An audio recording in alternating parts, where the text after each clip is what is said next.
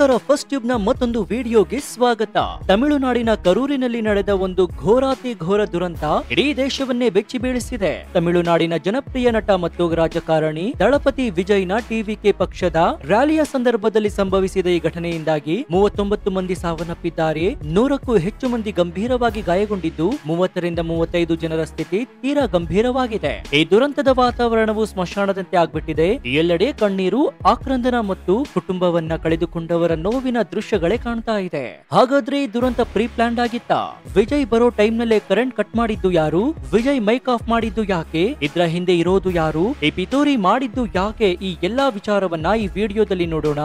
ಆದ್ರೆ ಅದಕ್ಕೂ ಮುನ್ನ ಇದು ರಾಜಕೀಯ ಉದ್ದೇಶದಿಂದ ನಡೆದಿದೆ ಅಂತ ನಿಮ್ಗನ್ಸಿದ್ರೆ ಹೌದು ಅಂತ ಕಮೆಂಟ್ ಮಾಡಿ ಹಾಗೂ ವಿಡಿಯೋಗೆ ಲೈಕ್ ಕೊಡಿ. ಜೊತೆಗೆ ಈ ವಿಡಿಯೋವನ್ನ ಕೊನೆವರೆಗೂ ಸ್ಕಿಪ್ ಮಾಡದೆ ಗಮನವಿಟ್ಟು ನೋಡಿ. ಇನ್ನಷ್ಟು ಇಂತಹ ಅಪ್ಡೇಟ್ ಗಳಿಗಾಗಿ ನಮ್ಮ ಚಾನೆಲ್ ಅನ್ನ ಸಬ್ಸ್ಕ್ರೈಬ್ ಮಾಡಿಕೊಂಡು ಪಕ್ಕದಲ್ಲಿರುವಂತಹ ಬೆಲ್ ಐಕಾನ್ ಅನ್ನ ಪ್ರೆಸ್ ಮಾಡಿ.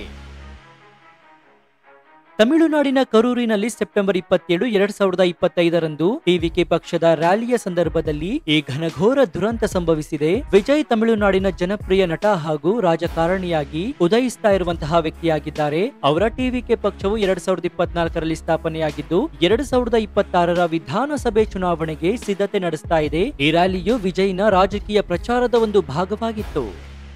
ಆದ್ರೆ ಈ ರ್ಯಾಲಿಯು ಸಾಂಪ್ರದಾಯಿಕ ಸಮಾವೇಶದಂತೆ ಇರಲಿಲ್ಲ. ಸಾಮಾನ್ಯವಾಗಿ ಸಮಾವೇಶಗಳಲ್ಲಿ ಒಂದು ದೊಡ್ಡ ವೇದಿಕೆ, ಕುರ್ಚಿಗಳ ವ್ಯವಸ್ಥೆ ಮತ್ತು ಪೊಲೀಸ್ ಭದ್ರತೆ ಇರುತ್ತೆ. ಆದ್ರೆ ಈ ಘಟನೆಯು ಮೆರವಣಿಗೆಯ ರೀತಿಯಲ್ಲಿ ನಡೀತಾ ಇತ್ತು. ವಿಜಯರ ಬಸ್ ಒಂದು ನಿಗದಿತ ಪ್ರದೇಶದಲ್ಲಿ ನಿಂತು ಅವರು ಬಸ್ನ ಮೇಲೆ ಭಾಷಣ ಮಾಡ್ತಾ ಇದ್ರು. ಸುತ್ತಲೂ ಲಕ್ಷಾಂತರ ಜನರು ಸೇರಿದ್ರು.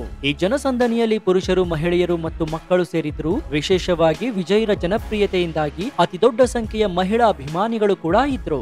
ರ್ಯಾಲಿಯ ಸಂದರ್ಭದಲ್ಲಿ ವಿಜಯ್ ಭಾಷಣ ಆರಂಭಿಸಿದಾಗ ಜನರಲ್ಲಿ ಉದ್ವೇಗ ಹೆಚ್ಚಾಯಿತು. ಅಭಿಮಾನಿಗಳು ಜೈಕಾರ ಕೂಗುತ್ತಾ, ಶಿಳ್ಳೆ ಹೊಡೆಯುತ್ತಾ, ಚಪ್ಪಾಳೆಯನ್ನ ತಟ್ಟೋದಕ್ಕೆ ಮುಂದಾಗಿದ್ರು. ಈ ಉದ್ವೇಗದಿಂದ ದೂರದಲ್ಲಿದ್ದ ಜನರು ಮುಂದೆ ಬರಲು ಪ್ರಯತ್ನಿಸ್ತಾ ಇದ್ರು. ಆದ್ರೆ ಈ ರ್ಯಾಲಿಯು ಸಣ್ಣ ಪ್ರದೇಶದಲ್ಲಿ ನಡೀತಾ ಇತ್ತು. ಆದ್ರೆ ಲಕ್ಷಾಂತರ ಜನರು ಒಂದೇ ಜಾಗದಲ್ಲಿ ಸೇರಿದ್ರಿಂದ ಜನಸಂದಣಿಯ ಒತ್ತಡ ಹೆಚ್ಚಾಯಿತು. ಇದರಿಂದ ಕಾಲ್ತುಳಿತ ಸಂಭವಿಸಿತ್ತು. ಇನ್ನು ಈ ಕಾಲ್ತುಳಿತದಿಂದಾಗಿ 39 ಮಂದಿ ಸಾವನ್ನಪ್ಪಿದ್ದಾರೆ ಎಂದು ಆರಂಭಿಕ ವರದಿಗಳು ಹೇಳಿವೆ. ಈ ಸಂಖ್ಯೆಯು ಇನ್ನಷ್ಟು ಹೆಚ್ಚಾಗುವ ಸಾಧ್ಯತೆ ಕೂಡ ಇದೆ. ಅಲ್ಲದೆ 100ಕ್ಕೂ ಅಧಿಕ ಮಂದಿ ಗಾಯಗೊಂಡಿದ್ದಾರೆ. ಅವರಲ್ಲಿ 30 ರಿಂದ 35 ಜನರ ಸ್ಥಿತಿ ಗಂಭೀರವಾಗಿದೆ. 6 ಮಕ್ಕಳು, 16 ಮಹಿಳೆಯರು ಸಾವನ್ನಪ್ಪಿದ್ದಾರೆ ಎಂದು ವರದಿಯಾಗಿದೆ. ಇನ್ನು ಕೆಲವು ಮಕ್ಕಳು ನಾಪತ್ತೆಯಾಗಿದ್ದಾರೆ. ಅವರ ಹುಡುಕಾಟ ಕೂಡ ನಡೀತಾ ಇದೆ. ಇನ್ನು ಕಾಲ್ತುಳಿತದಿಂದಾಗಿ ಉಸಿರಾಟ ತೊಂದರೆ ಮತ್ತು ಆಕ್ಸಿಜನ್ ಕೊರತೆಯಿಂದಾಗಿ ಕೆಲವರು ಮೂರ್ಛೆ ಹೋಗಿದ್ದಾರೆ. ಇನ್ನು ಈ ಘಟನೆಯ ಸಂದರ್ಭದಲ್ಲಿ ವಿಜಯ್ ಅವರು ಜನರನ್ನ ಶಾಂತಗೊಳಿಸಲು ಹಾಗೂ ದೂರ ಸರಿಯಲು ಮನವಿಯನ್ನ ಮಾಡಿದ್ರು ಅಂತ ವರದಿಯಾಗಿದೆ. ಆದ್ರೆ ಅದಾಗಲೇ ಜನಸಂದಣಿಯ ಒತ್ತಡವು ನಿಯಂತ್ರಣಕ್ಕೆ ಸಿಗದಂತಾಗಿತ್ತು. ಒಬ್ಬರ ಮೇಲೆ ಒಬ್ಬರು ಬೀಳುವುದು, ಕಾಲ್ತುಳಿತದ ಹಾಗೂ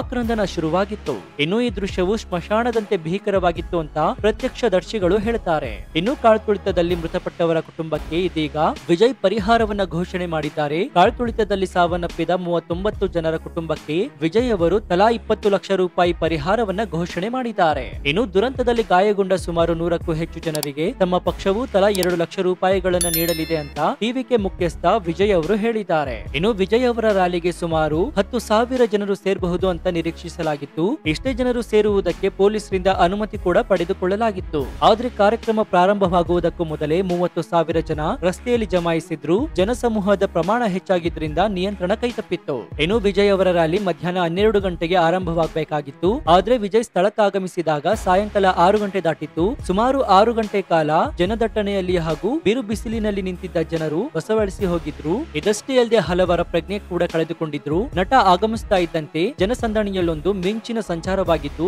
ನಟನನ್ನ ನೋಡಲು ಜನ ತಳ್ಳಾಟ ಆರಂಭಿಸಿದ್ರು. ನಿಧಾನಕ್ಕೆ ಎಲ್ಲೆಡೆ ವ್ಯಾಪಕವಾಗಿ ತಳ್ಳಾಟ ಶುರುವಾಗಿ ಬಿಸಿಲು ಕಾದ ಜನರು ಪ್ರಜ್ಞೆ ಕಳೆದುಕೊಂಡ ಹಿನ್ನೆಲೆಯಲ್ಲಿ ಜನರ ನಡುವಲ್ಲೇ ಆಂಬ್ಯುಲೆನ್ಸ್ ಗಳು ಓಡಾಡತೊಡಗಿದ್ವು. ಹೀಗಾಗಿ ಜಾಗವೇ ಕಾಣದಂತೆ ನಿಂತಿದ್ದ ಆಂಬ್ಯುಲೆನ್ಸ್ ಗೆ ಜಾಗ ಮಾಡಿಕೊಡಬೇಕಾಯಿತು. ವಿಜಯ್ ಸಹ ಜನರತ್ತ ನೀರಿನ ಬಾಟಲಿಗಳನ್ನ ಎಸೆದು ಸಮಸ್ಯೆಯನ್ನ ಮತ್ತಷ್ಟು ಹೆಚ್ಚು ಮಾಡಿತು. ವಿಜಯ್ ಭಾಷಣ ಮೊಟಕುಗೊಳಿಸಿ ಅಲ್ಲಿಂದ ಹೊರಟಿದ್ರು. ಈ ವೇಳೆ ಜನರಲ್ಲಿ ತಳ್ಳಾಟವನ್ನ ಹೆಚ್ಚು ಮಾಡಿತು. ಕಾರ್ಯಕ್ರಮದಿಂದ ತೆರಳುತ್ತಾ ಇರುವಂತಹ ನಟನನ್ನ ನೋಡಲು ಜನ ಮುಗಿಬಿದ್ದಿದ್ದು ಕಾಲ್ತುಳಿತದ ದುರಂತಕ್ಕೆ ಕಾರಣವಾಯಿತು ಅಂತ ಹೇಳಲಾಗ್ತಾ ಇದೆ. ಹಾಗಾದ್ರೆ ಇದಿಷ್ಟೇ ಕಾರಣವಾ ಕಾಲ್ತುಳಿತಕ್ಕೆ? ಈ ಬಗ್ಗೆ ನೋಡೋದಾದ್ರೆ ರ್ಯಾಲಿಯು ಸಣ್ಣ ಪ್ರದೇಶದಲ್ಲಿ ನಡೀತಾ ಇತ್ತು. ಲಕ್ಷಾಂತರ ಜನರು ಒಂದೇ ಜಾಗದಲ್ಲಿ ಸೇರಿದ್ದರಿಂದ ಜನಸಂದಣಿಯ ಒತ್ತಡವು ಕಾಲ್ತುಳಿತಕ್ಕೆ ಕಾರಣವಾಯಿತು. ಇನ್ನು ರ್ಯಾಲಿಯಲ್ಲಿ ಪೊಲೀಸ್ ಭದ್ರತೆ ಇದ್ದರೂ ಕೂಡ ಅದು ಜನಸಂಖ್ಯೆಯನ್ನು ನಿಯಂತ್ರಿಸಲು ಸಾಧ್ಯವಾಗಿಲ್ಲ.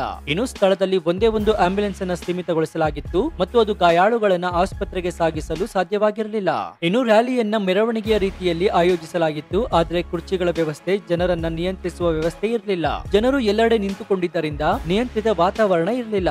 ಇನ್ನು ವಿಜಯ್ರ ಅತಿ ದೊಡ್ಡ ಅಭಿಮಾನಿಗಳ ಬಳಗವು ಈ ರ್ಯಾಲಿಗೆ ಲಕ್ಷಾಂತರ ಸಂಖ್ಯೆಯಲ್ಲಿ ಬಂದಿತ್ತು. ಮಕ್ಕಳು, ಮಹಿಳೆಯರು ಮತ್ತು ಯುವಕರು ವಿಜಯ್ರನ್ನ ನೋಡಲು ಕಾತುರದಿಂದ ಸೇರಿದ್ದು ಇದು ಜನಸಂದಣಿಯ ಒತ್ತಡವನ್ನ ಹೆಚ್ಚಿಸಿತ್ತು. ಹಾಗಾದ್ರೆ ಈ ದುರಂತದಿಂದ ರಾಜಕೀಯವಾಗಿ ಏನಾದ್ರೂ ಪೆಟ್ಟಾಗುತ್ತಾ? ಟಿವಿಕೆ ಪಕ್ಷದ ಮೇಲೆ ಪರಿಣಾಮ ಬೀರುತ್ತೆ. ಈ ದುರಂತವು ವಿಜಯ್ರ ರಾಜಕೀಯ ಭವಿಷ್ಯದ ಮೇಲೆ ಪರಿಣಾಮ ಬೀರುತ್ತೆ. 2026ರ ವಿಧಾನಸಭೆ ಚುನಾವಣೆಗೆ ಸಿದ್ಧತೆ ನಡೆಸ್ತಾ ಇರುವಂತಹ ಟಿವಿಕೆ ಪಕ್ಷಕ್ಕೆ ಈ ಘಟನೆ ಒಂದು ದೊಡ್ಡ ಸೆಟ್ ಬ್ಯಾಕ್ ಆಗಬಹುದು. ಇನ್ನು ಜನರು ಈ ದುರಂತಕ್ಕೆ ಟಿವಿಕೆ ಪಕ್ಷದ ಆಯೋಜಕರನ್ನ ದೂಷಿಸುವ ಸಾಧ್ಯತೆ ಇದೆ. ಇನ್ನು ಡಿಎಂಕೆ ಮತ್ತು ಎಐಡಿಎಂಕೆ ಅಂತಹ ಪಕ್ಷಗಳು ಈ ಘಟನೆಯನ್ನು ಬಳಸಿಕೊಂಡು ಟಿವಿಕೆ ಪಕ್ಷದ ವಿರುದ್ಧ ಟೀಕೆ ಮಾಡಬಹುದು. ಇನ್ನು ಸ್ಥಳೀಯ ಆಡಳಿತ ಮತ್ತು ಪೊಲೀಸ್ ಇಲಾಖೆಯ ವೈಫಲ್ಯವನ್ನು ಕೂಡ ರಾಜಕೀಯವಾಗಿ ಬಳಸಿಕೊಳ್ಳಬಹುದು.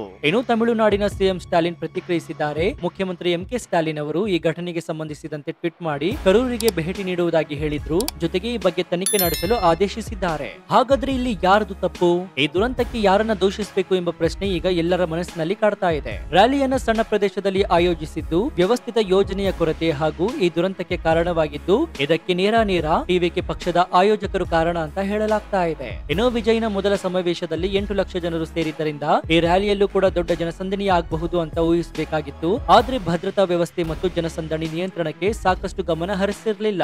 ಇನ್ನು ಸ್ಥಳೀಯ ಆಡಳಿತ ಕೂಡ ಇದಕ್ಕೆ ಕಾರಣವಾಗಬಹುದು. ಪೊಲೀಸ್ ಇಲಾಖೆ ಮತ್ತು ಸ್ಥಳೀಯ ಆಡಳಿತವು ಜನಸಂದಣಿಯನ್ನ ನಿಯಂತ್ರಿಸಲು ಸಾಕಷ್ಟು ವ್ಯವಸ್ಥೆಯನ್ನ ಮಾಡಿಕೊಂಡಿರಲಿಲ್ಲ.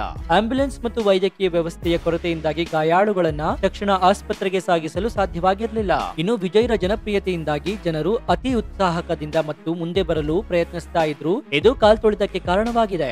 ಮಕ್ಕಳು ಮತ್ತು ಮಹಿಳೆಯರು ಈ ರ್ಯಾಲಿಗೆ ಬಂದಿದ್ದು ಜನಸಂದಣಿಯ ಒತ್ತಡವನ್ನ ಇನ್ನಷ್ಟು ಹೆಚ್ಚಾಗಿಸಿತ್ತು. ಇನ್ನು ಇಂತಹ ಕಾಲ್ತುಳಿತಗಳ ಘಟನೆ ಭಾರತದಲ್ಲಿ ಇದಕ್ಕೂ ಮೊದಲು ಕೂಡ ನಡೆದಿವೆ. ಅಲ್ಲು ಅರ್ಜುನ್ ಘಟನೆ ಕೂಡ ನಿಮಗೆ ನೆನಪಿರಬಹುದು. ಆಂಧ್ರ ಪ್ರದೇಶದಲ್ಲಿ ಅಲ್ಲು ಅರ್ಜುನ್ ರ ಕಾರ್ಯಕ್ರಮ ಸಂದರ್ಭದಲ್ಲಿ ಕಾಲ್ತುಳಿತ ಸಂಭವಿಸಿತ್ತು. ಈ ಘಟನೆಯಿಂದಾಗಿ ಅರ್ಜುನ್ ಅವರು ಕೂಡ ಕಾನೂನು ಕ್ರಮಕ್ಕೆ ಒಳಗಾಗುವಂತೆ ಚರ್ಚಿಸಲಾಗಿತ್ತು. ಇನ್ನು ಬೆಂಗಳೂರಿನಲ್ಲಿ ನಡೆದಂತಹ ಆರ್ಸಿಬಿ ಕ್ರಿಕೆಟ್ ಪಂದ್ಯದ ಸಂದರ್ಭದಲ್ಲೂ ಕೂಡ ಕಾಲ್ತುಳಿತ ಸಂಭವಿಸಿತ್ತು. ಇದರಿಂದ ಜನರಲ್ಲಿ ಭಯದ ವಾತಾವರಣ ನಿರ್ಮಾಣವಾಗಿತ್ತು. ಇನ್ನು ಈ ಎಲ್ಲಾ ಘಟನೆಗಳಿಂದ ಕಲಿಬೇಕಾಗಿರುವಂತಹ ಪಾಠ ಏನಂದ್ರೆ ಜನಪ್ರಿಯ ವ್ಯಕ್ತಿಗಳ ಕಾರ್ಯಕ್ರಮದಲ್ಲಿ ಜನಸಂದಣಿಯನ್ನು ನಿಯಂತ್ರಿಸಲು ವ್ಯವಸ್ಥಿತ ಯೋಜನೆಯ ಅಗತ್ಯವಿದೆ. ಆದ್ರೆ ಈ ದುರಂತದಿಂದ ಜನರು ಯಾವಾಗ ಬುದ್ಧಿ ಕಲಿತಾರೆ ಎಂಬುದು ಕೂಡ ಒಂದು ಪ್ರಶ್ನೆಯಾಗಿದೆ. ಸೊ ಸ್ನೇಹಿತರೆ, ನೋಡಿದ್ರಲ್ಲ ಈ ವಿಡಿಯೋ ಮೂಲಕ ತಮಿಳುನಾಡಿನ ಕರೂರಿನ ದುರಂತದ ಬಗ್ಗೆ ಸಂಪೂರ್ಣ ಮಾಹಿತಿಯನ್ನು ನೀಡಲಾಗಿದೆ. ಈ ದುರಂತವು ವಿಜಯ್ರ ಟಿವಿಕೆ ಪಕ್ಷದ ರ್ಯಾಲಿಯ ಸಂದರ್ಭದಲ್ಲಿ ಸಂಭವಿಸಿದ್ದು 39 ಮಂದಿ ಬಲಿಯಾಗಿದ್ದಾರೆ. ಈ ಘಟನೆಯಿಂದ ರಾಜಕೀಯ, ಸಾಮಾಜಿಕ ಮತ್ತು ಆಡಳಿತಾತ್ಮಕ ವಿಷಯಗಳ ಬಗ್ಗೆ ಗಂಭೀರ ಚರ್ಚೆ ಆರಂಭವಾಗಿದೆ. ಈ ದುರಂತದಿಂದ ನಾವೆಲ್ಲರೂ ಪಾಠ ಕಲಿಬೇಕಾಗಿದೆ. ಸೊ ನಿಮ್ಮ ಅಭಿಪ್ರಾಯ ಏನು ಅಂತ ಕಮೆಂಟ್ ಬಾಕ್ಸ್ ನಲ್ಲಿ ತಿಳಿಸಿ. ಈ ವಿಡಿಯೋವನ್ನ ಲೈಕ್ ಮಾಡಿ, ಶೇರ್ ಮಾಡಿ ಹಾಗೂ ನೀವಿನ್ನೂ ನಮ್ಮ ಚಾನೆಲ್ ಅನ್ನು ಸಬ್ಸ್ಕ್ರೈಬ್ ಮಾಡ್ಕೊಂಡಿಲ್ಲ ಅಂದ್ರೆ ಈ ಕೂಡಲೇ ಸಬ್ಸ್ಕ್ರೈಬ್ ಮಾಡಿಕೊಂಡು ಪಕ್ಕದಲ್ಲಿರುವಂತಹ ಬೆಲ್ ಐಕಾನ್ ಅನ್ನು ಪ್ರೆಸ್ ಮಾಡಿ. ಇದರಿಂದ ನಾವು ಹಾಕುವಂತಹ ವಿಡಿಯೋ ಮೊದಲು ನಿಮಗೆ ಸಿಗುತ್ತೆ. ಇದಾಗಿತ್ತು ಈ ಕ್ಷಣದ ವಿಶೇಷ. ನೋಡ್ತಾ ಇರಿ ಫಸ್ಟ್ ಟ್ಯೂಬ್ ಕನ್ನಡ. ಧನ್ಯವಾದ.